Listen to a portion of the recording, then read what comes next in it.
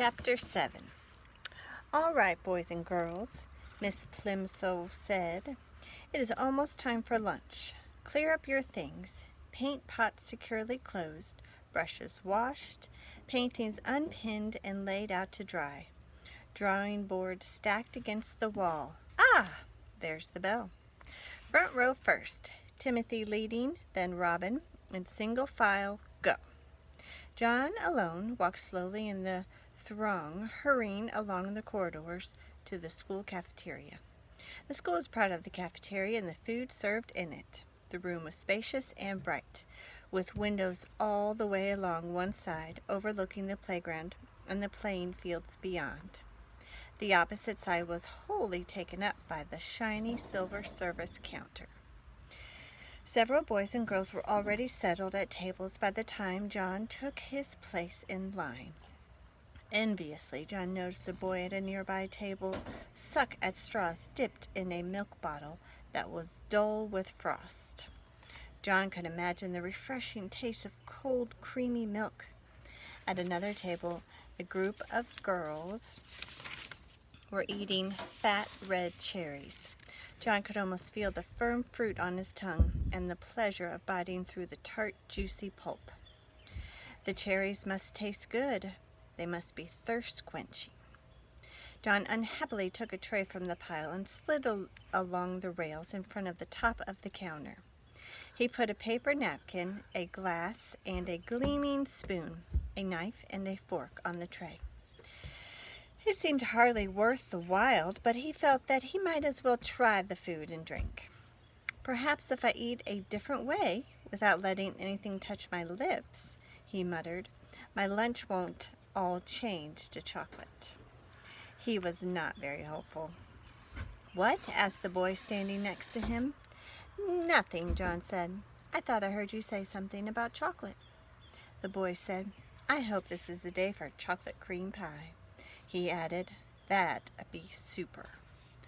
On chocolate cream pie days of the past, John had been known to skip the main course so that he might spend all his lunch money on dessert. The thought of 4 pieces of chocolate cream pie now suddenly made his stomach feel as though he were on a roller coaster, an uneasy, flippity-jippity sensation. John shuddered. "Ooh, key," he commented, wrinkling up his nose. The other boy shrugged his shoulders and started to choose his meal. John took a plate of cold chicken and ham, potato chips, and a crisp, moist lettuce and tomato salad. The white of the chicken, the pink of the ham, the gold of the potatoes, the pale green of the lettuce, and the red of the tomato looked delicious. He also took a half pint of milk, a thick-crusted whole wheat roll, and a cool pat of butter, a tumbler of water with ice cubes clinking against the glass, and a dish of fresh fruit slices of orange and grapefruit and banana and grapes. John's tray was loaded with just the sort of meal his mother was always trying to persuade him to eat. Until today, John had always thought it was pretty dull to eat sensible things, when there were sweeter food and drink to be had. Today, however, the sensible things looked most appetizing, and his mouth began to water in its new, sticky way. John paid for the lunch with the money his mother had given him, went to an empty table and sat down. His fingers trembling slightly with eagerness, he cut a slice of lettuce. His fork went through the leaves with a promising crunch.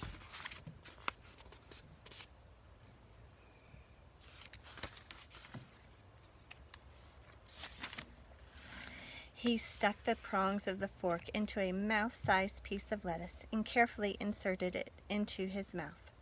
The lettuce didn't touch his wide-stretched lips. John's teeth came together in a crisp layers of sweet chocolate. He took a small piece of potato chip, tilted back his head until he was looking straight up at the ceiling, and dropped the morsel straight down into his throat. He felt it go down, a sharp fragment of sweet chocolate. He tried the milk, the ice water, the fruit. Every solid and liquid that he sampled was transformed as soon as it entered his mouth. Then he became aware of a shocking novelty that he hadn't noticed at breakfast. At the rim of each glass there was a small semicircle of opaque brown. The bowl of his spoon and the prongs of his fork had become brown. As John watched, horrified, the areas of magic chocolate slowly spread until at least the glasses and cutlery were all solid chocolate. The trouble was unquestionably growing worse. John's scalp tightened with fear. "What am I going to do?" he asked himself miserably. Oh dear, what is going to happen to me? Leave this tray of chocolate food and drink and utensils. John stumbled away from the cafeteria and out to the playground. I hope you enjoyed Chapter 7.